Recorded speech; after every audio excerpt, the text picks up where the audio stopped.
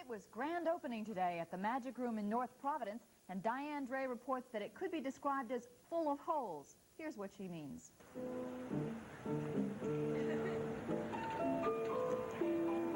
Bruce, are we ever going to know the secret of the magic box?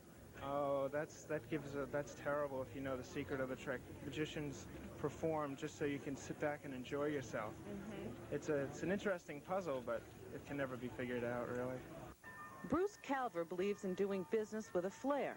So this afternoon, Bruce and his wife Arlene turned the grand opening of their store, the Magic Room, into an impromptu magic act. It was unique to say the least. Instead of cutting a ribbon in half, you cut your wife in half. Bruce claims to have the state's only magic shop. At age 23, he's been plying his sleight of hand since 6, learning his first tricks from his uncle, who was one of the famed Harry Houdini's assistants. We asked Bruce what seemed to be this year's hottest-selling items. The Chinese linking rings seem to be the most popular. They're about 3,000 years old, and they still stand up today. The rings seemed a bit too much for WPRO-FM's Holland Cook.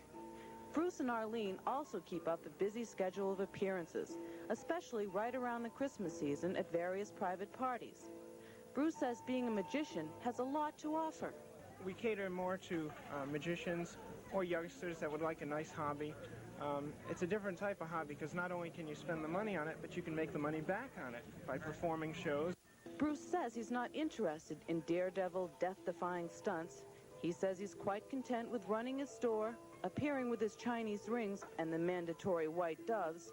Oh, yes, and of course, slicing his wife in half. In North Providence, Diane Dre for News Center 12.